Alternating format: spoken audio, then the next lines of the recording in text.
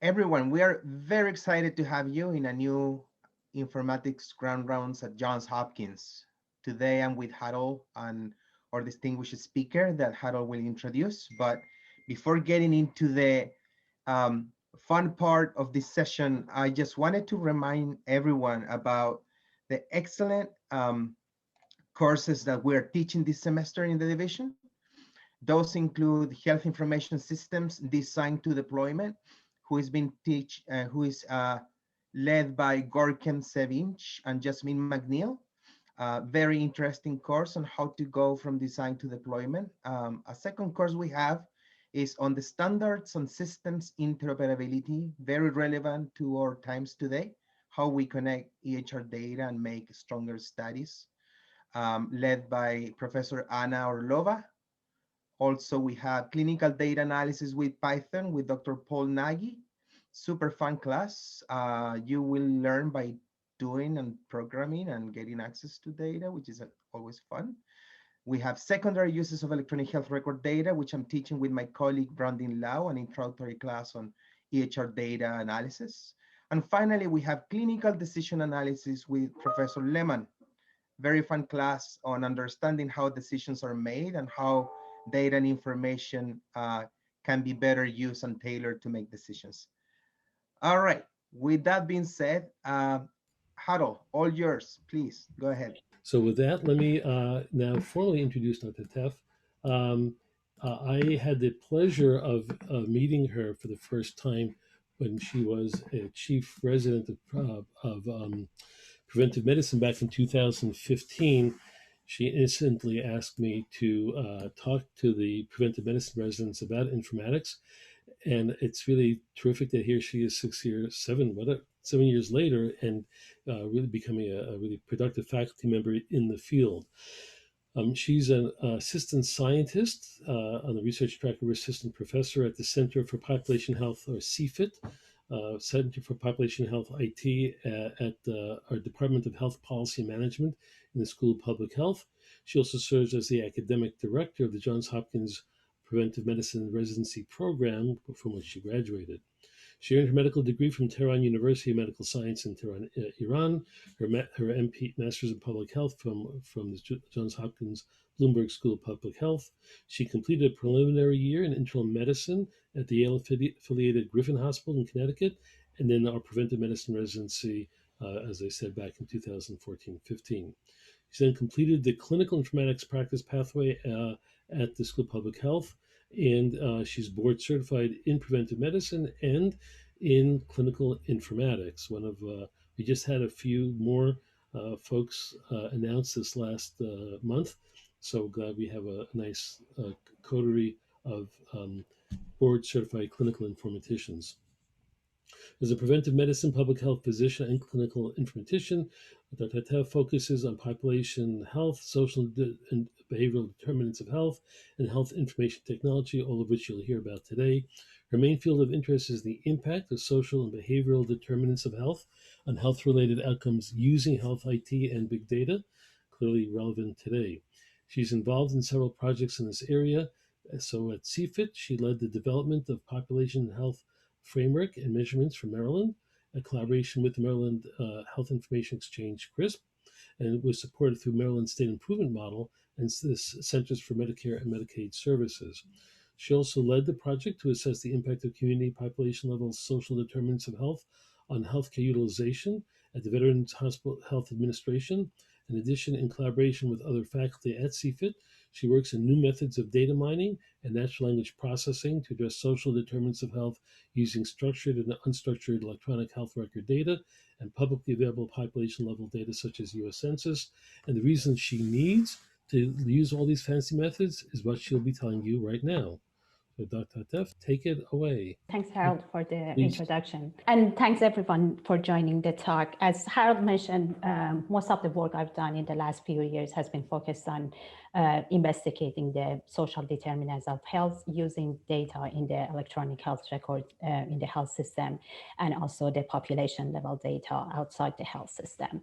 And I guess we all have heard a lot about the impact that social determinants have on healthcare utilization and health outcomes, and the fact that most of these challenges related to social determinants are the reasons that there are disparities in healthcare systems that result in different outcomes for different subpopulations of patients. The development of the EHRs and the way that the data is getting collected in the EHRs has provided a lot of opportunities to assess the impact of these social determinants, and also to develop some interventions in the healthcare systems and also in the community to address them. So the way that I usually approach addressing this social determinants, I think about 3 different levels. What we can do at the point of care, in the healthcare delivery system, and also in the community. A couple of years ago, some of my colleagues and I put together a paper talking about this conceptual framework to address the social determinants in the health system. We talked about different use cases in 3 levels of patient care in the healthcare system and also community. We also talked about available data either in the health system or outside. So for this talk, I start with talking about what type of data is available and what are the opportunities and challenges for each of those data sources, especially the ones in the healthcare system. And then I give a few examples of what we have done in our center, making use of the data available to assess the social determinants and to help the health system to come up with the ways of designing intervention to address these social needs.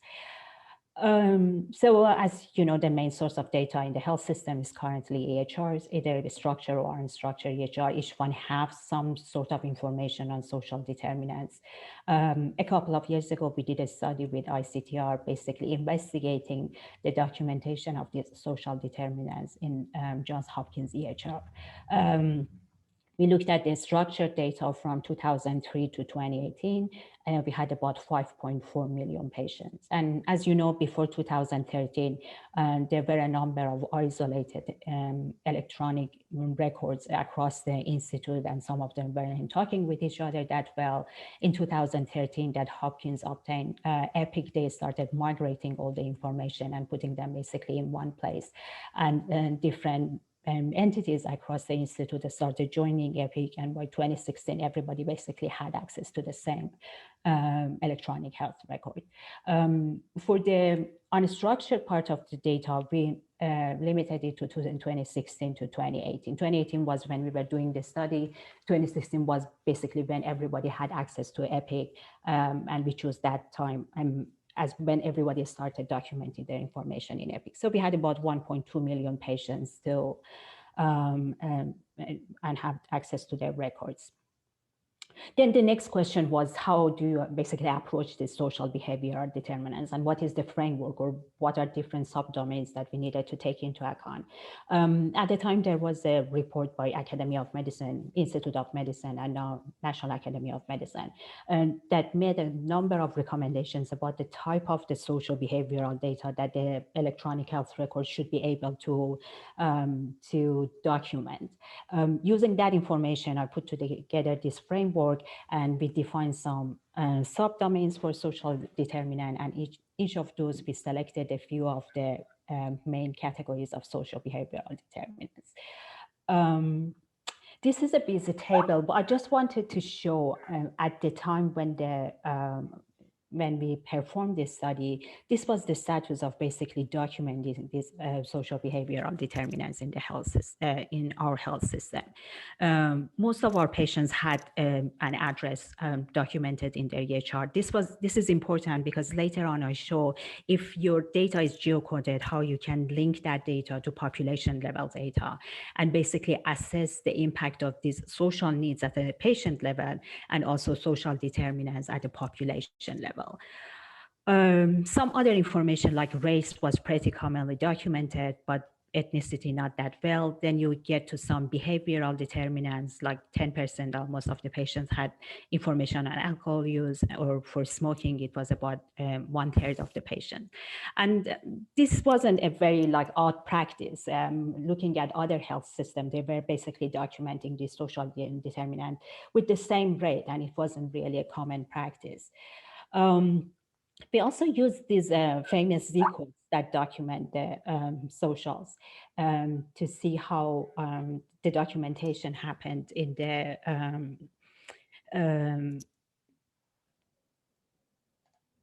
how the documentation happened in the with the Z codes, and just looking at the Z codes for a few of these socials, the social connection isolation, the housing issues, and also for income, financial resource strain. Just looking at the Z codes also, there weren't many occasions of using these Z codes to report these social needs. Something like social connection was better, maybe about 0.5% of the patients. Then you get to housing and income, and there wasn't really that much use of the Z codes. We are performing an update on this project right now, looking at the data between 2016 to 2020, and we limited the population to Maryland, the ones that had non-missing demographic, looking at adult populations, and also the one that had geodata. So we have, again, a sample of about 1.3 million patients. And we are digging more into patterns of basically using these selected Z codes for this patient population. We focus on finance, food, housing, and transportation. This table shows the characteristics of the population, the general population of that 1.3 million that we are assessing. You can see that they are a little bit on the younger side. Most of them are Caucasians. Most of them in Maryland come from Baltimore City and Baltimore County, about 40% of them. And these are the characteristics of the population that had any of these Z codes that I show you documented for them. And you see that for about 3% of the younger population, there were some sort of Z code related to these four groups of the social determinants reported. For African American and Asian Americans, about 2.3% of them had some Z code. And these are the counties that, based on the location of the patient, that had the most number of Z codes being reported. For instance, in Baltimore City, the patients that came from Baltimore City, about 2.5% of them had some Z codes reported. I just want to mention that the way that we look at these numbers, because documenting the Z codes is not a common practice. So these percentages really don't show the prevalence of these social needs in our population. It just shows the practice, how common the practice is to basically document these social needs using these Z codes. So we shouldn't look at this as the prevalence of the social issue, and the practitioners in the audience probably confirm that we know there are many more patients in our patient population that have these social needs, but they never get assessed, or the documentation is not completed in the EHR. This table shows the documentation of these Z codes based on the type of the encounter that the patients had with the healthcare system, whether it was an outpatient, emergency department, or inpatient encounter. And just looking at the total population and comparing them with the ones that had any of those social needs documented. This shows the average of a number of encounters in this setting for each of these populations. And just comparing the total population with the ones that had any social needs, you see, as expected, and the ones with social needs had much higher number of encounters with the health system. For some of these social needs, like food insecurity, it causes a lot of outpatient encounters for these patients. We also looked at the most common coded social needs, and these are the three most common reported ones. Especially homelessness is something that has been documented a lot. And you can see that how much it impacts, increases the number of encounters with the health system.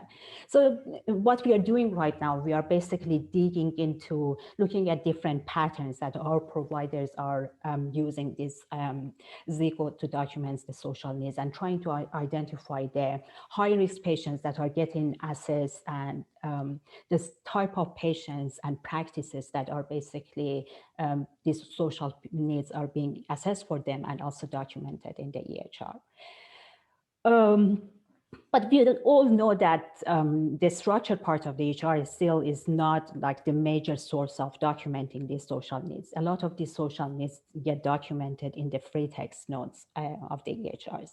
And for that reason, for the last 3-4 years, we have been working with CCDA on different natural language processing methods to look into these social determinants in the free text of EHR, the provider's notes.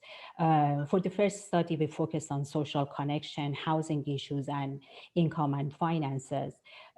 One of the challenges that we had is that for these social behavioral determinants, there are not very standard terminologies to basically define the problem. They are not like medical conditions that everybody uses the same terminology. So it was a little bit challenging to come up with a set of phrases that would describe these social needs. So the way that we approached it, we basically looked into all the ICD and other available codes, and also different major public health surveys and instruments that assess these social needs to come up with some sort of phrases to describe this specific need.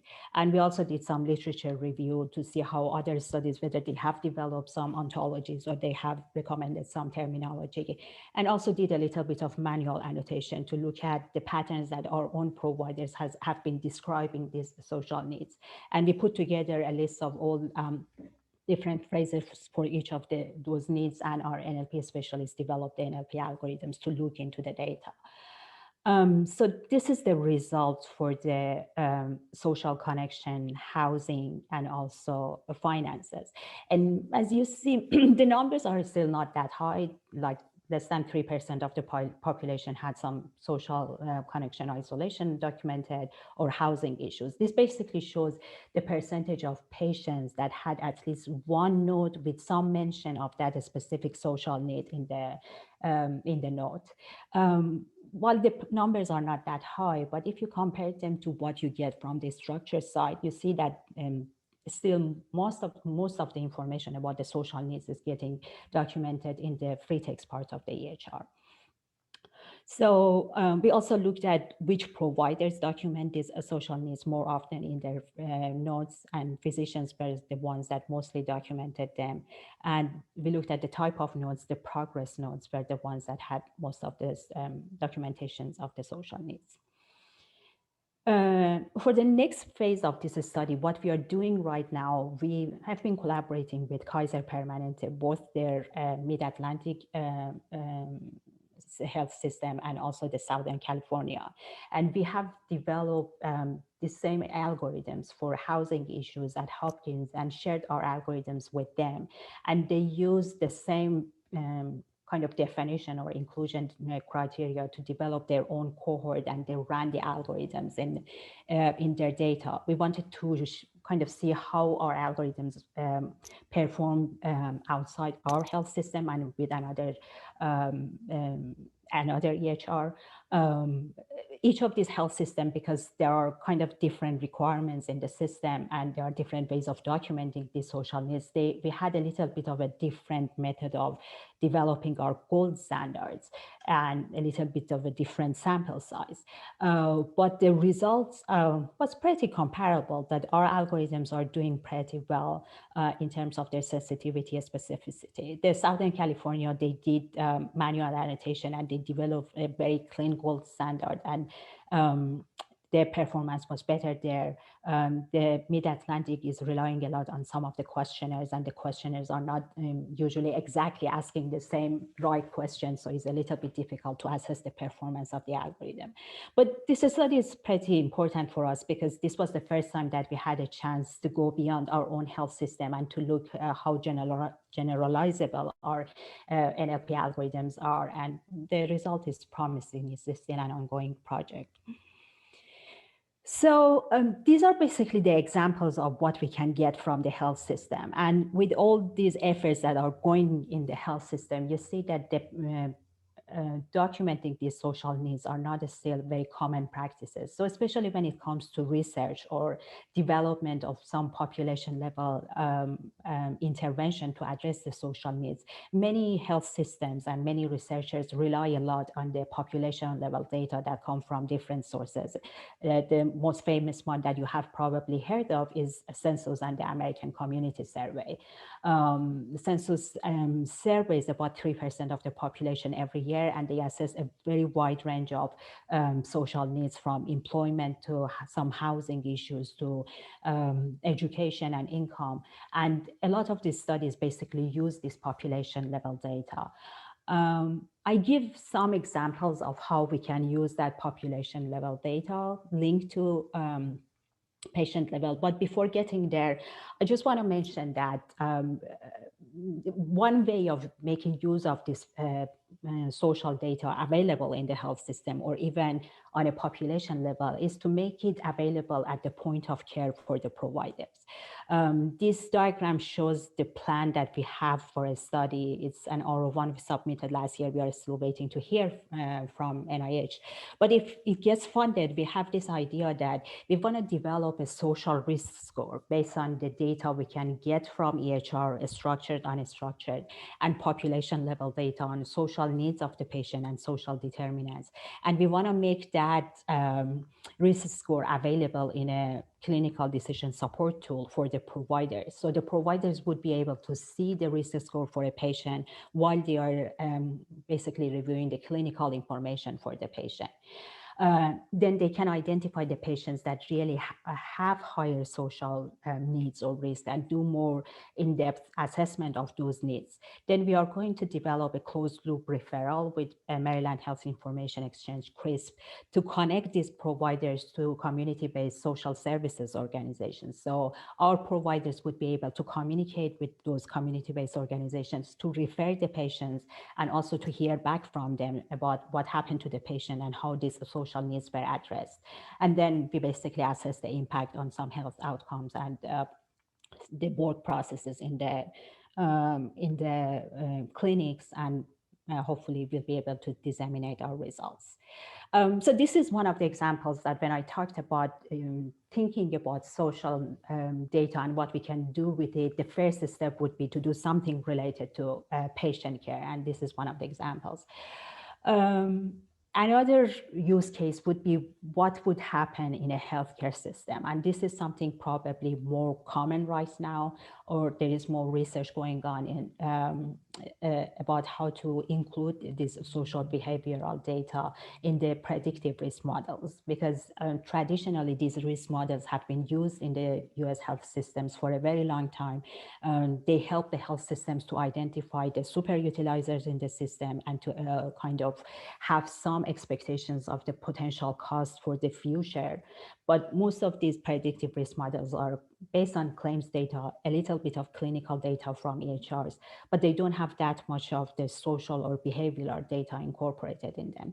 There is a lot of research going on about how to include this social behavioral data in the predictive models. The findings are very mixed. In academia, most of these predictive models haven't shown that much improvement in their power to detect the patterns when we included these social behavioral risk factors. But in the industry, some of the companies use them pretty regularly, although they really don't release the information on the details of the model that they have developed and the type of data that they have used. If you are interested in this topic, we put together a whole commentary paper talking very extensively about the patterns of using the social behavioral data in predictive modeling, the kind of challenges that they have, the opportunities that they have. We also made a number of recommendations about how to address the challenges related to the data, the technical aspects of using the data in these predictive models. We made some recommendations about the best practices for developing these risk models that rely on the social and behavioral data. We also have done a few studies basically linking the patient level data with population level and assessing the impact of these social behavioral determinants on healthcare utilization and health outcomes. One of the studies is what we did a couple of years ago with VA. We had access to their patient EHR data from 2015 for the patients that were in their network of their primary care clinics across the country. We linked that data to US census data and developed this index of neighborhood socioeconomic status.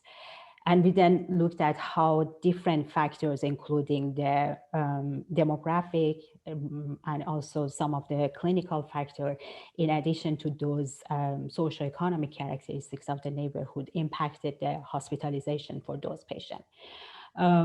Hospitalization was a little bit lower in VA system comparing to the general population, but the result I wanted to show is basically comparing people that lived in wealthier neighborhoods to the ones that lived in kind of more challenged neighborhoods socioeconomically. You could see that the wealthier one, as expected, had lower odds of hospitalization. So this is one example of how you can basically make use of this population level data to assess some of the patterns of healthcare utilization in a healthcare system. We did another study at Hopkins, and we used the data from EPIC, that 1.2 million patients that I mentioned. We used the EHR structured data and unstructured on the social needs and clinical characteristics of the patients, and linked it to the US ACS, the census data from 2017. There is one of these composite measures, and some of you might have heard it, it's called Area Deprivation Index, which is a measure that ranks the neighborhoods based on their socioeconomic challenges. And when a neighborhood gets a higher rank, it means that they are more challenged and they have a lower socioeconomic status. So we use that to assess the characteristics of the neighborhoods. And we basically, for the overall population and also the Medicaid population, we looked at how different factors, the individual social needs that the patients have, the characteristics of their neighborhoods, their demographic, their insurance type, and also the number of comorbidities that they had, impacted the utilization of healthcare services in our health system. And as expected, for general population and also for the Medicaid ones, the ones that had some housing issues on an individual level in their EHRs, and the ones that lived in kind of more challenged neighborhoods comparing to the ones that lived in the better neighborhoods. This 10th percentile, as I said, means that the neighborhood is doing socioeconomically better. The ones that were in more the poorer neighborhoods, they also had a higher number of encounters with the healthcare system, as expected. Another example is that this time we didn't use EHR data, we used claims data and linked it to for priority partners and employee health plan at Hopkins, and again linked it to the US Census data and ADI, and this time looked at the patterns of ED visits at Hopkins. And the ones that, this one is actually reversed, we compared the ones that are in the better neighborhoods to the ones that are at the 90th percentile, the most challenged neighborhoods. And you see that living in a kind of more affluent neighborhood decreased the number of the ED encounters. Also, African Americans had higher number of ED encounters and people with more comorbidities as expected. We then mapped the ADI and also patterns of ED visits for Hopkins in Baltimore. This map shows the ADI, the red areas are the areas in East and West Baltimore with more socioeconomic challenges. And interestingly enough, most of the ED visits came from some neighborhoods in East Baltimore that they kind of mirrored the neighborhoods with higher socioeconomic challenges. So this is another example of making use of what we can get from EHR on social determinants and linking it to the population level data, or in this case, we use the claims data and link to the population level. The kind of use that this kind of analysis have for the health system they really help them to identify subpopulation of patients that need some type of intervention, especially if the health system starts looking into some kind of intervention to address the needs in the community. It kind of helps them to identify the most high-risk patients, the ones that really need an intervention, and it kind of limits offering like an umbrella of services to so many people, which might be not feasible or kind of financially available for the health system. The third use case is basically using this type of social data to basically do some type of assessment of what is happening in the community and finding ways for the health system specifically to engage with the community. This is a study that we again did with VA a few years ago. We looked at the patterns of housing challenges in the neighborhoods that the veterans lived. And we linked that data again to their patient level data and looked at the patterns of hospitalizations for those veterans as well. We focused on King County, Washington, because this is the Seattle area, and this is where the headquarters of that network of the primary care clinics was based. So they really wanted to look at how their own headquarters, their neighborhoods were doing in terms of the housing challenges and how that impacted the hospitalization in the healthcare system for the VA. We went through some of the measures of housing that census offers, and we selected measures that address housing instability. There are some measures that address the quality of the building, and also we selected home vacancy rate. So we basically mapped these housing issues for that King County. This circle shows the Seattle and the neighborhoods around Seattle. And as you can see, as expected, these urban areas have more housing issues. And then next, we map the hospitalization for the patients. And if you look at these maps side by side, you see that a lot of these census tracts that have housing issues, they have also hospitalization problems. So this kind of helped the VA because they were considering some sort of community engagement and some sort of housing intervention. So it kind of helped them to identify the neighborhoods that really needed to be the targets of those type of community-based initiatives. So I just want to give one last example of what we are doing with the data related to COVID. We all know that COVID has impacted more neighborhoods with more socioeconomic challenges. We haven't had access to the patient level data yet, but using the population level data that are available on the number of COVID patients early on during the pandemic, around early May, we started thinking about kind of quantifying the impact that COVID has had on the neighborhoods based on their socioeconomic characteristics. So we used the data publicly available on the number of COVID cases in 7 different states that reported the data at the zip code level at the beginning of May and later on at the end of May. And we looked at how the prevalence of the COVID prevalence was correlated with the characteristics of the neighborhoods. We again used the ADI.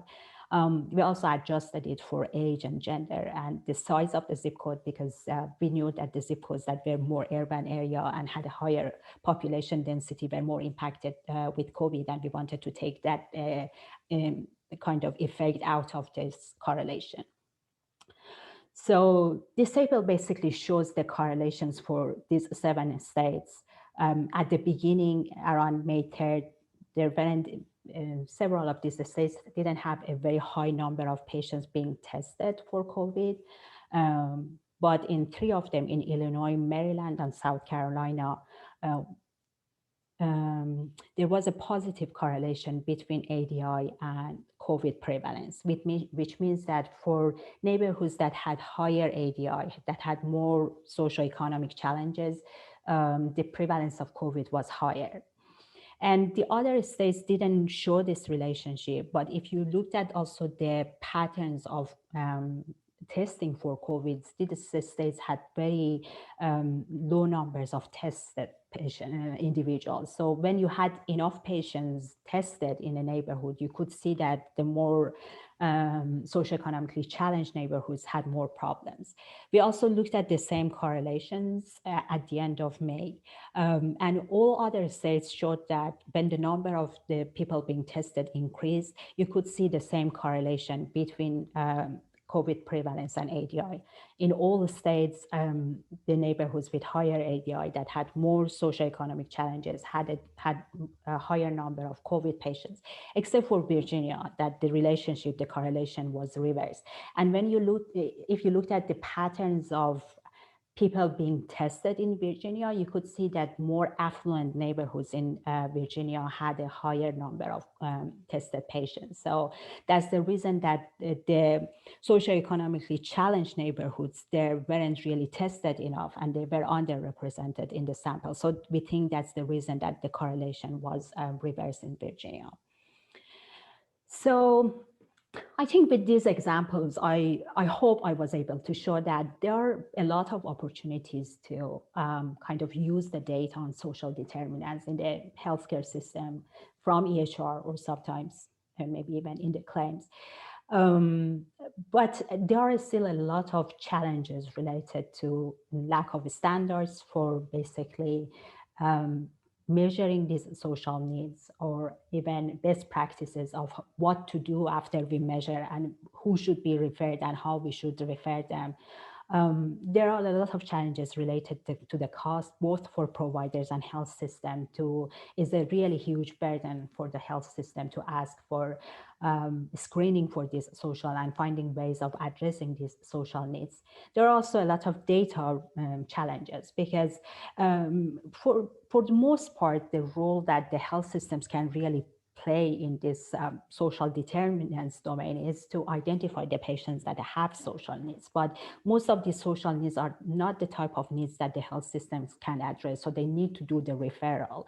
And with referral to outside health system, to the social services, there is always the challenge of communicating with them and sharing the data. And there are a lot of challenges related to the confidentiality and also even the validity of the data that we collect in the health system and the type of data that they can collect and how we can kind of communicate among these different entities. So I don't want to downplay the challenges related to it, still using the available data and addressing the social needs of the patients.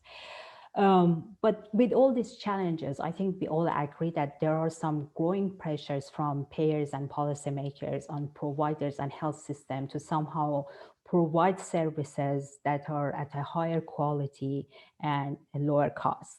And to get there, it would be very difficult for the clinicians, health plans, and also provider organizations to meet those standards without really addressing all these underlying social behavioral challenges that the patients are experiencing. There is also the need for developing best practices and a lot of evidence, high quality evidence in this domain of social behaviors. And there is a lot of need for research basically to answer a lot of unknown and still open questions. But I guess with all these challenges, there is this agreement that whatever approach we have to patient care and also population health, we cannot really ignore the impact of social behavioral determinants, and we need to find a way of basically implementing this type of data more efficiently and on a more regular basis, basically in our patient care and also for population health purposes. And with that, I would like to thank my co-workers and colleagues at CFIT. I also work with some of the PrevMed residents that are interested in the topic, and of course, our NLP specialists at CCDA. Thanks, everyone. That was fantastic, Dr. Hatef, and not surprised, a lot of questions have come up. Let's start with the questions that are in the Q&A. There are some that were posted to chat that we'll look at as well. But why don't we just take them in order? So Fadia Shaya asks about, would the social risk score be similar to the social vulnerability score that's currently in use? I mean, the social risk score we are talking about is not definitely something very surprisingly different from what is already available, and there are a number of them. I think the social vulnerability score is the score that CDC has developed a while ago, and that is also very similar to the area deprivation index that we are using. This score we are proposing, we are trying to make a use of patient level and population level data. Most of these composite measures that are currently available, they are based on the population level. And there are arguments that you kind of need to differentiate between the actual social needs that a patient has and the social determinants that are kind of more upstream and at a population level and related to the characteristics of the places that people live in. So what we are trying to develop is basically making use of both data on social needs and also the data on a population level and social determinants. So in that sense, it is a kind of a more unique approach to developing these risk scores. Fantastic. Sophia Adelben is asking about what do you mean by what is the gold standard that you reported, I think, one of the earlier slides? Sure. So for the NLP, I mean, the way that it works, you basically have some phrases, your NLP specialist develops some rules with a software and they dig into like millions of nodes and they identified the mentions of those phrases in the nodes. But then you need to kind of find a way of testing whether those the phrases that were identified refer to the actual problem. So the easiest way would be for some humans to read the node and to say, yeah, this phrase that the algorithm identified exactly is referring to what to a specific social needs. So that is what we say about gold standard. There are different ways of developing these gold standards. One way would be for humans to review the case, the node, we call it manual annotation. We also make use of some other available data in EHR. There were like some questionnaires that had some specific questions about a social need. So because the question was very clear, you are homeless or not. So then we use the answer to those questions to identify our true positives and true negatives. And based on that data, then we can test whether what our NLP algorithm identified is really correct. And we can then calculate the sensitivity and specificity of that performance of the algorithm. So that is what I meant by gold standard, the combination of different methods to basically validate what the NLP algorithm has identified. Martin Raphael is asking about the ACG system, how it includes SDOH, and if you could just give a blurb on ACG before you talk about that. So ACG is the system that was developed at Hopkins about 30 years ago. I don't know if Jonathan is in the crowd, but Jonathan Weiner, who is the director of CEFID, was one of the early developers of it. And it's basically a system of a set of predictive risk models, like the simple version of it, that helps the health system to identify high-risk populations or to predict costs. For the most part, it's been, for the early on, it was focused on using claims data. In the last few years, it's been using mostly EHR data.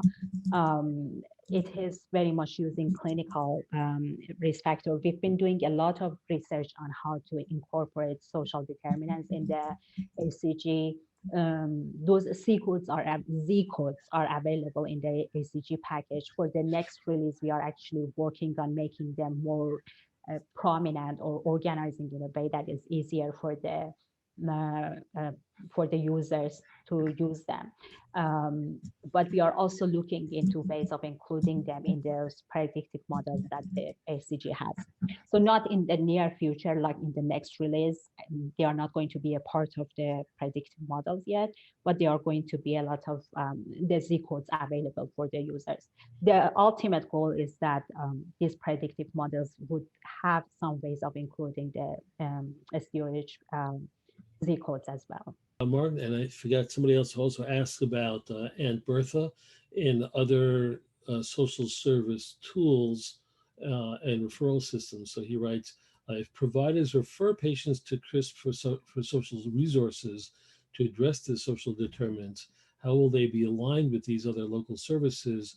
How does it link with Healthify, Aunt Bertha, or some other database of services? And a little bit related to that, I didn't hear the involvement of social workers or social services in what you're talking about. So maybe you can pull those two together. So, Amberto, as you mentioned, there are a number of different services to basically do these referrals, and Amberto is one of the most famous one.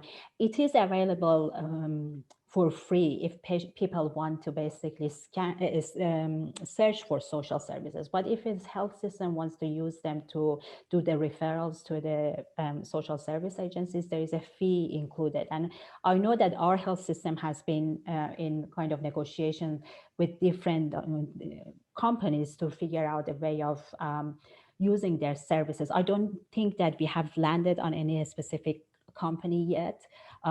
So even for our SDOH bill, I know that there is still that kind of the link after you do the screening with SDOH bill that currently exists in the EHR. There isn't any kind of facilitated way of sending the report to one of these social services.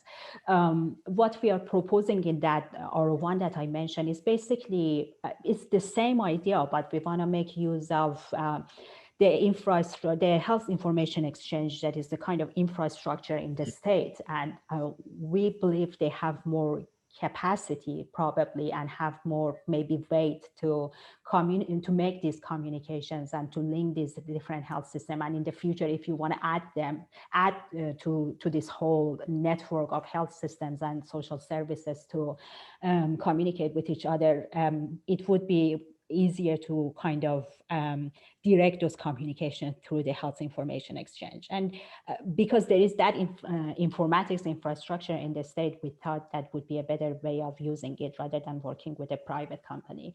The other question about the social workers, definitely, I mean, the social workers and care managers are the ones that basically end up doing a lot of these screenings and doing the referrals. Currently, what the social workers and care managers do, and I've done a lot of qualitative research with them, they basically provide that broken link that they on their own reach out to social services and talk to them and provide some information and do the referral. Sometimes they call back and ask about what happened to the patient. So they are playing that role of kind of the kind of bridge between the health system and the social services organizations. And in that diagram that I showed for our one grant, we looked at them as basically the champions in the clinics. They are the ones that are going to use that social risk score to generate the report, to send them to the social services and to do the communications, and then they make those information available to the provider. So they definitely are the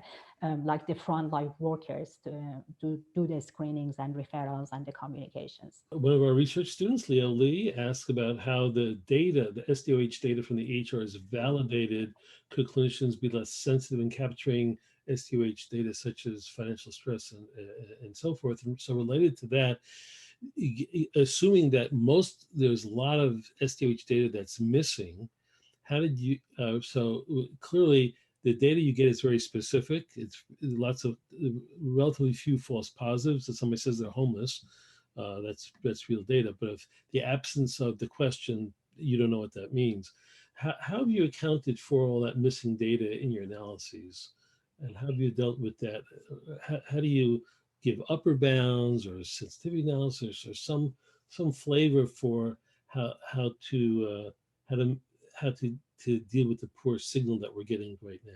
So you mean analysis for the NLP part, or the analysis that I talked about linking the patient population level data? So I guess the NLP would be more sensitive than the coded data, but at the same time, if we don't ask, we don't ask, right? Yeah, I mean, there is a reality that many people in the health system are not asked or the information related to their social needs is not documented. So when you look at like the impact of these social needs on the healthcare utilization, maybe if you had a kind of bigger picture with kind of fewer missing information, then the relationship between the social need and the level of healthcare utilization would be much stronger. I think that is one of the reasons that we still even don't see the whole the whole impact that social needs have on health outcomes or healthcare utilization. Because as you mentioned, a lot of these patients, and there is not that much we can do with it, except for the fact that addressing it as one of the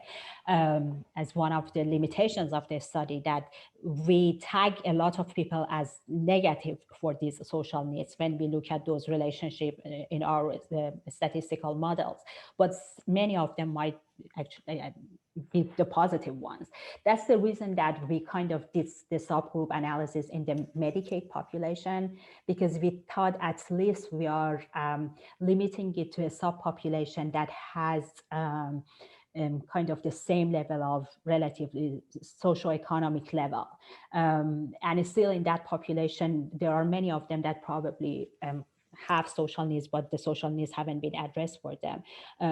But we thought if there are people that getting asked about their social needs, there are probably more Medicaid patients. So in the Medicaid subpopulation, maybe we have a kind of cleaner kind of set of data with more true positives and true negatives.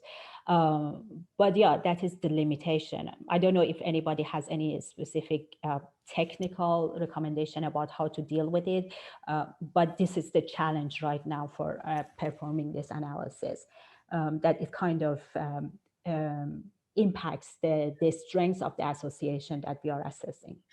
Right. Actually, as you're talking, just if you can find a referral to social work, which is not a Z code or a line code, that might help. Although I'm not sure how our referrals at Johns Hopkins reflect themselves in the order table. Yeah. So especially for the NLP part, the way that we have developed these phrases, we thought very broadly. Any mention of somebody having a social need, any mention of anybody being referred somewhere, anybody having mentions of some history in the past, we kind of consider those as ways of identifying, at least tagging them as somebody with social risk.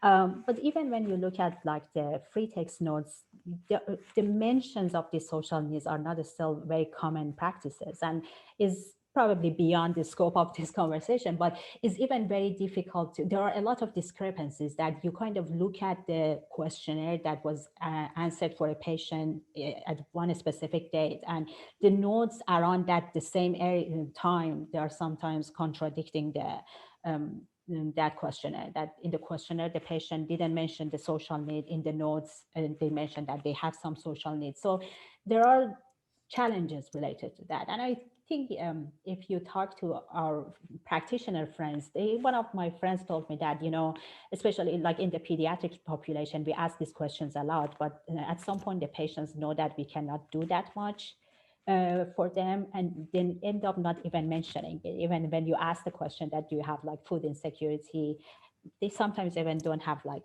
the desire to talk about it, because they sometimes probably know that there is not that much of referral happening, or the need really can be addressed. So that might also impact that the fact that there are not very detailed information in general in the free text notes. Anthony Matthews asked, "Are we close to having a minimum social determinant data set?" I think we have minimum data. I don't know about the minimum data set. The one thing that our center has been doing, working with ICTR, and one of my colleagues, Hadi Karadzi, has kind of led that effort, was that to make the data from census available to ICTR. And I think they are in the process of linking it to the patient level data. So if a researcher is asking from ICTR to get access, to kind of get a cut of some data from EHR after passing all those IRB and data trust requirements, they would be able to get population level data.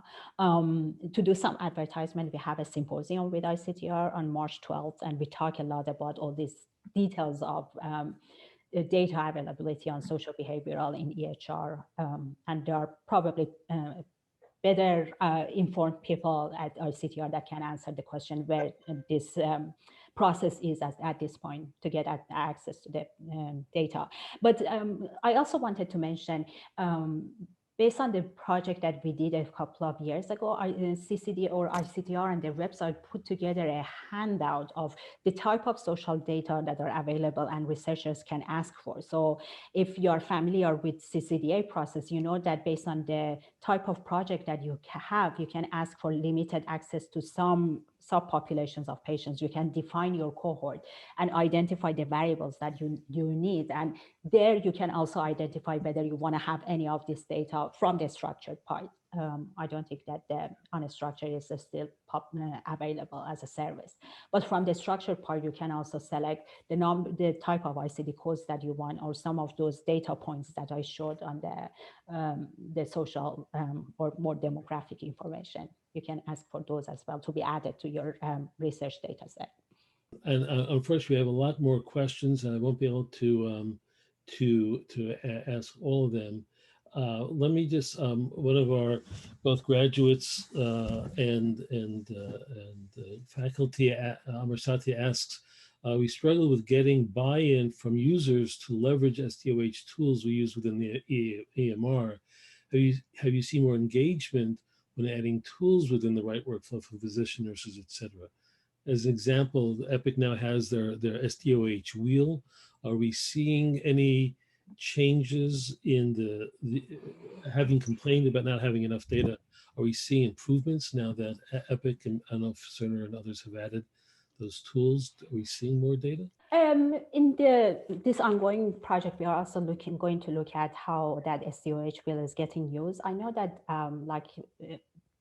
right before COVID, the health system was putting a lot of effort into kind of training different health providers and clinics to learn about how to use that SDOH wheel. And they were looking into establishing that referral system. I know because of COVID, everything really slowed down. I think a part of it is really requires training. When you talk to our practitioners, they all say that, oh, we see that SDOH wheel there, nobody knows what to do with it. I think a part of it is really training and defining work processes in the clinics, that who is in charge of assessing and screening, and what is the process and how it is integrated in the actual work process or digital workflow of the clinics.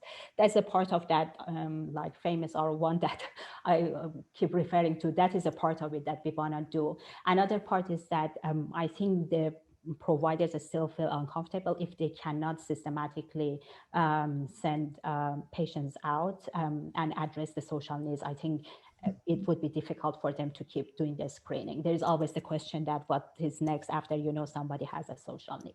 Unfortunately, learned helplessness affects both the clinicians and the patients. And I think the work that you're doing will hopefully work to reverse that story, and it's really very exciting. I can just say on the National COVID Cohort Collaboration nationwide effort, the SDOH group has the most activity, the most attention, and there's a really nationwide, if not international, focus on these issues. And the work that you described today really goes a long way to helping us put, number one, what's really going on, how to put that all in context. And I very, very much appreciate your doing so. So if everybody can applaud in the privacy of your own homes, please give Elham a little show of applause. I'm sorry we can't get to all the questions, and maybe we'll see what we can get for them on.